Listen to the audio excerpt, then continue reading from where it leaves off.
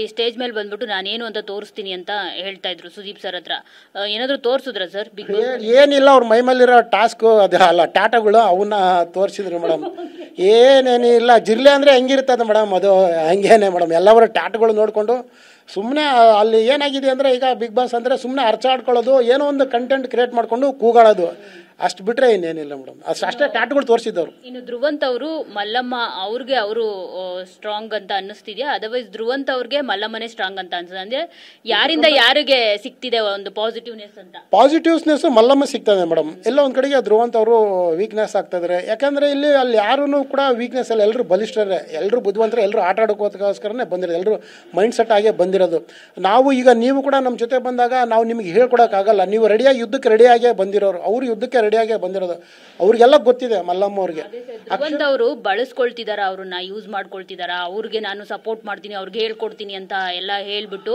So ಅದು ಮಲ್ಲಮ್ಮ ಅವ್ರು ಅಂದ್ರೆ ಇನ್ನೋಸೆನ್ಸ್ನ ಅವ್ರು ಯುಟಿಲೈಸ್ ಮಾಡ್ಕೊಳ್ತಿದ್ದಾರೆ. ಇವಾಗ ಜನರು ಏನ್ ಅನ್ಕೊಳ್ತಾರೆ, ಓ ಧ್ರುವಂತ್ ಮಲ್ಲಮ್ಮಂಗೆ ಎಲ್ಲ ಸಪೋರ್ಟ್ ಮಾಡ್ತಿದ್ದಾರೆ, ಧ್ರುವಂತ್ ಗೋಟ್ ಹಾಕೋಣ ಅಂತ ಒಂದು ಎಮೋಷನಲ್ ಇದರಲ್ಲಿ ಅವ್ರಿಗೆ ಸಪೋರ್ಟ್ ಮಾಡ್ತಿದಾರ ಅಂತ ಹೇಳ್ಬಿಟ್ಟು. ಇಲ್ಲ ಮೇಡಮ್, ಆ ಥರ ಏನಿಲ್ಲ ಮೇಡಮ್.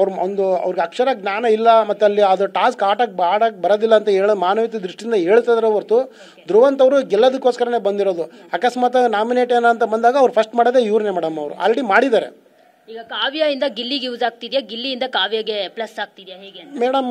ಗಿಲ್ಲಿಯಿಂದ ಕಾವ್ಯಗೆ ಪ್ಲಸ್ ಆಗುತ್ತೆ ಮೇಡಮ್. ಹಾಂ ಮೇಡಮ್. ಅವರಿಬ್ಬರಲ್ಲಿ ಯಾರು ಏನು ಇಬ್ರು ಬುದ್ಧಿವಂತರಲ್ಲ? ಇಲ್ಲ, ಗಿಲ್ಲಿ ಎಂಟರ್ಟೈನ್ಮೆಂಟ್ ಪರ್ಸನ್. ಯಾವಾಗಲೂ ಯಾವಾಗ ಲವ್ಲವಿಕೆಯಿಂದ ಖುಷಿಯಾಗಿ ಯಾವಾಗ ಕಾಮಿಡಿ ಮಾಡಿಕೊಂಡು ಕ್ರಿಯೇಟ್ ಮಾಡ್ಕೊಂಡು ಇರ್ತಾರೆ ಮೇಡಮ್, ನಗಿಸ್ಕೊಂಡು ಮೇಡಮ್. ಅವರಿಂದ ಕಾವ್ಯಗೆ ಲಾಭ ಮೇಡಮ್. ಇನ್ನು ಸತೀಶ್ ಸರ್ ಮತ್ತೆ ಚಂದ್ರಪ್ರಭಾ, ಸತೀಶ್ ಅವರು ಪರವಾಗಿಲ್ಲ, ಒಳ್ಳೆ ಮಾತಾಡ್ತಾರೆ, ಎಲ್ಲ ಇದು ಮಾಡ್ತಾರೆ. ನಮ್ಮ ಚಂದ್ರಪ್ರಭಾ ಅವರು ಇನ್ನೂ ಓಪನ್ ಅಪ್ ಆಗಿಲ್ಲ ಮೇಡಮ್. ಇನ್ನು ಅವ್ರು ಪಾಪ ಅವರು ಒಳ್ಳೆ ಕಲಾವಿದರು, ಸಾಕಷ್ಟು ಬುದ್ಧಿವಂತರಿದ್ದಾರೆ, ಎಲ್ಲಿ ಹೇಗೆ ಮಾತಾಡ್ಬೇಕನ್ನೋದು ಎಲ್ಲ ಗೊತ್ತಿದೆ. ಬಟ್ ಅವರು ಇನ್ನೂ ಓಪನ್ ಅಪ್ ಆಗಿಲ್ಲ. ಈಗ ಮೇಲೆ ಆಗ್ಬೋದು ಅನಿಸುತ್ತೆ ಚಂದ್ರಪ್ರಭಾ ಅವರು ಕೂಡ ಫೈನಲಿಸ್ಟಿಗೆ ಬರ್ಬೋದು ಅನ್ಕೊಳ್ತೀನಿ ಮೇಡಮ್. ಅಭಿ ಮತ್ತೆ ಅಶ್ವಿನಿ ಅವ್ರ ಬಗ್ಗೆ ಹೇಳೋದಂದ್ರೆ? ಏನಿಲ್ಲ ಮೇಡಮ್, ಒಂದು ಹುಡುಗಿ ಅವರು ಸುಮ್ಮನೆ ಅಲ್ಲಿ ಮೇಕಪ್ ಮಾಡ್ಕೊಳ್ಳೋದ್ರಲ್ಲಿ 2 ಅವರ್ ಕೂತ್ಕೊಳ್ತಾರೆ. ಇವರು ಇಬ್ಬರೂ ಒಂದು ಕಂಫರ್ಟ್ ಝೋನಲ್ಲಿದ್ದಾರೆ. ಅವರು ಇನ್ನೂ ಯಾವುದೇ ಥರದ ಆಟ ಅಲ್ಲಿ ಯಾವುದೇ ಥರದ್ದು ಏನೂ ನೋಡಲಿಲ್ಲ. ಯಾಕಂದರೆ ಅವರು ಒಂದು ಸೀರಿಯಲ್ ಇದರಿಂದ ಬಂದಿರೋದ್ರಿಂದ ಅವ್ರಿಗೆ ಅಲ್ಲಿ ಕಂಫರ್ಟ್ ಝೋನಲ್ಲಿ ಇದ್ದಾರೆ ಮೇಡಮ್.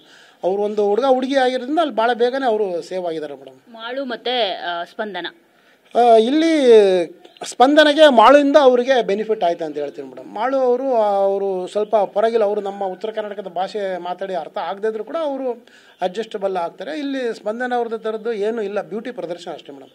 ಮಂಜು ಭಾಷಿಣಿ ಮತ್ತು ರಾಶಿಕಾ ಅವರು ತಾಯಿ ಮಗಳು ಮೇಡಮ್.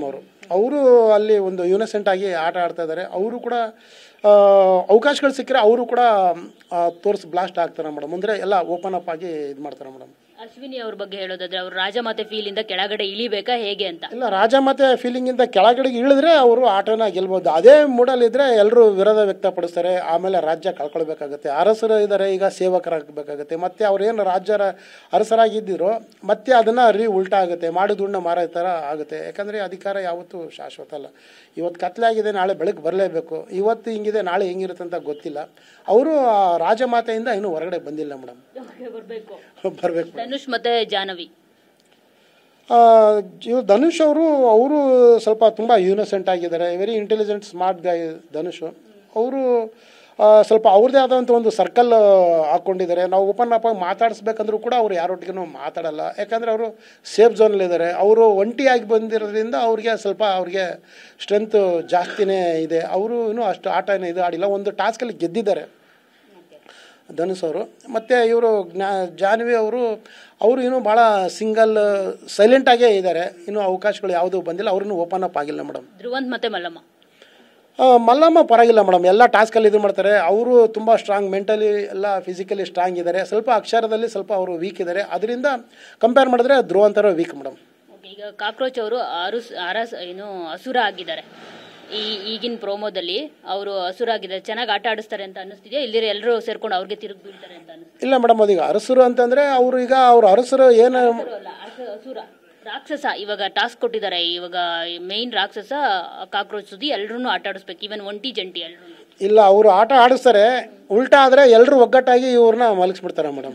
ಎಲ್ಲ ಟೈಮ್ ಬರುತ್ತೆ ಮೇಡಮ್ ಅದು. ಯಾಕಂದರೆ ಜಿರ್ಲೆ ಅಲ್ಲ ಕಾಕ್ರೋಚು. ಸ್ಟಾರ್ಟಿಂಗಲ್ಲಿ ಅಷ್ಟೇ ಎಲ್ಲ ಅರ್ಭಟ ನಡೆಯುತ್ತೆ. ಮಳೆ ಹಿಂಗೆ ಬಂದ್ಬಿಟ್ಟು ಹಿಂಗೆ ನಿಲ್ಲುತ್ತೆ ಮೇಡಮ್. ಯಾವುದು ಜೀವನದಲ್ಲಿ ಯಾವುದು ಶಾಶ್ವತ ಅಲ್ಲ, ಮನೆಯಲ್ಲೂ ಕೂಡ ಯಾವುದು ಶಾಶ್ವತ ಅಲ್ಲ ಮೇಡಮ್. ನಮ್ಮಲ್ಲಿ ಒಂಟಿಗಿಂತ ಜಂಟಿಗಳದ್ದು ಒಗ್ಗಟ್ಟೆ ಜಾಸ್ತಿ ಇದೆ ಮೇಡಮ್. ಇವಾಗ ನೀವು ಟೈಗರ್ ಅಂತ ಹೇಳಿದ್ರಿ, ಜಿರ್ಲೆ ಆಲ್ರೆಡಿ ಇದೆ ಅಲ್ಲಿ, ಬೇರೆಯವ್ರನ್ನ ಯಾವ್ಯಾವ ಪ್ರಾಣಿಗಳಿಗೆ ಹೋಲಿಸ್ತೀರಾ ಸರ್ ನೀವು? ಅಂದರೆ ಈಗ ಅಲ್ಲಿ ಪ್ರಾಣಿಗಳಂತಂದು ಬಂದಾಗ ಅಲ್ಲಿ ಪಾರಿವಾಳಗಳು ಅಂದರೆ ಈಗ ಸ್ಪಂದನ ಮತ್ತು ಇವರೆಲ್ಲ ಪಾರಿಗಳು. ಜಿಂಕೆ ಅಂತ ಬಂದಾಗ ನಮ್ಮ ರಸಿಕಾ ಅವರು, ಮತ್ತು ಒಂದು ಒಳ್ಳೆ ಮೃದು ಸ್ವಭಾವದ ಪ್ರಾಣಿ ಅಂತಂದರೆ ನಮ್ಮ ಮಂಜಕ್ಕ ಅವರು. ಒಂದು ಒಂದು ವೆರಿ ಸ್ಟ್ರಾಂಗು ಸಖತ್ತು ಒಂದು ದೊಡ್ಡ ಯಾವುದೋ ಒಂದು ಪ್ರಾಣಿ, ಭಯಂಕರ ಪ್ರಾಣಿ ಅಂದರೆ ಅದು ಅಶ್ವಿನಿ ಯಾವುದೋ ಒಂದು ಪ್ರಾಣಿ ಮೇಡಮ್. ಈ ಥರದ್ದು ಅಲ್ಲಿ ಎಲ್ಲರೂ ಆನೆ ಆ ಥರದ್ದು ಯಾರು ಇದಿಲ್ಲ. ಯಾಕೆಂದರೆ ನನಗೆ ಆ ಥರದ್ದು ಅನಿಸುತ್ತೆ. ಎಲ್ಲ ಪ್ರಾಣಿ ಪಕ್ಷಿಗಳು, ಜಿಂಕೆ, ಕರಡೆ, ಕುದುರೆ, ನಾಯಿ, ಚಿರತೆ, ಸಿಂಹ ಎಲ್ಲ ಪ್ರಾಣಿಗಳದಾವ ಅಲ್ಲಿ. ಆ ಪ್ರಾಣಿಗಳು, ನಾನು ಮಾತ್ರ ಟೈಗರ್ ಆಗಿ ಹೋಗಿದ್ದೆ.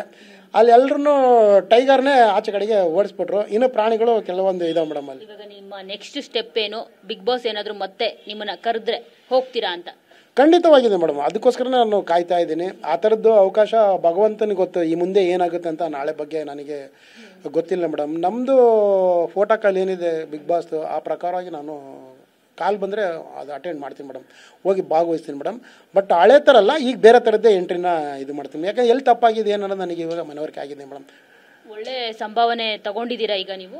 ಇಲ್ಲ ಮೇಡಮ್, ಆ ಥರದ್ದೇನು ಸಂಭಾವನೆ ಏನೂ ಇಲ್ಲ ಮೇಡಮ್. ನನಗೆ ಅವಕಾಶ ಕೊಟ್ಟಿದ್ದೆ ದೊಡ್ಡದು ನನ್ನ ಪುಣ್ಯ ಮೇಡಮ್. ಇದು ಬಿಗ್ ಬಾಸಿಗೆ ಬಂದು ಭಾಗವಹಿಸಿದ್ದು. ಸೊ ಬೆರಳೆಣಿಕೆ ಜನಗಳು ಮಾತ್ರ ಗೊತ್ತಿತ್ತು. ಇವರು ಭಾಳ ಜನ ಅಂತ ಇದ್ರು, ಏನು ಬರೀ ಮಾತಿನ ಮಾತಾಡ್ತಾನೆ, ಇವ್ರೇನು ಸಾಧನೆ ಮಾಡಿದರು ಹಾಗೆ ಹೀಗೆ ಅಂತಂದು. ಯಾಕಂದರೆ ನಂದು ತಪ್ಪಿದೆ. ಯಾಕಂದರೆ ಭಾಳ ಜನ ಹುಟ್ಟೇ ಇಲ್ಲ, ಅವಾಗ ಅಚೀವ್ಮೆಂಟ್ ಮಾಡಿದ್ದೀನಿ. ಅವ್ರಿಗೆ ಹೆಂಗೆ ಒಪ್ಸೋದು ನಾನು ಅಚೀವ್ಮೆಂಟ್ ಮಾಡಿದ್ದೀನಿ ಅಂತಂದು? ಈಗ ಭಾಳ ಜನ ಹುಟ್ಟೇ ಇಲ್ಲ. ನಾನು 2004ರಲ್ಲಿ ನಾನು ಅಚೀವ್ಮೆಂಟ್ ಮಾಡಿದ್ದೀನಿ. ಭಾರತ ಶ್ರೇಷ್ಠ ಇಂಟರ್ನ್ಯಾಷನಲ್ ಗೋಲ್ಡ್ ಮೆಡಲ್ ಮಾಡಿದ್ದೀನಿ.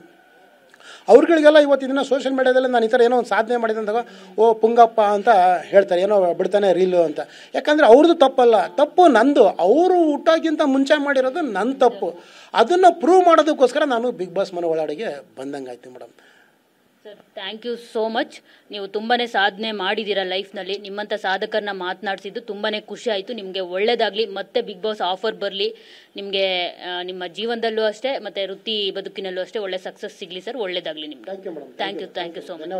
ಥ್ಯಾಂಕ್ ಯು ಮೇಡಮ್, ಧನ್ಯವಾದ. ಏನಾದರೂ ಹೇಳ್ತೀರಾ? ಕರ್ನಾಟಕ ಜನತೆಗೆ ಯಾರೆಲ್ಲ ನನಗೆ ನೀವೆಲ್ಲ ಆಶೀರ್ವಾದ ಮಾಡಿದಿರೋ ನಿಮ್ಮೆಲ್ಲ ಪಾದದ ಅರವಿಂದಗಳಿಗೆ ನನ್ನ ಕೋಟಿಯ ಸಹಸ್ರಾರು ನಮಸ್ಕಾರಗಳು ಯಾವಾಗಲೂ ಇರಲಿ.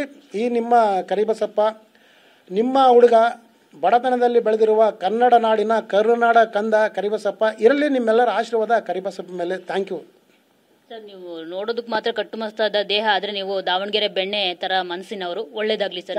Thank you. ಸೊ ನೋಡಿದ್ರಲ್ಲ, ಇದಿಷ್ಟು Bigg Boss season 12 contestant Karibasappa ಅವರ ಮಾತು. ಕ್ಯಾಮ್ರಾ ಪರ್ಸನ್ ಜಗನ್ ಜೊತೆ ಮಂಗಳರಾಜ್ ಗೋಪಾಲ್, TV9 ಬೆಂಗಳೂರು.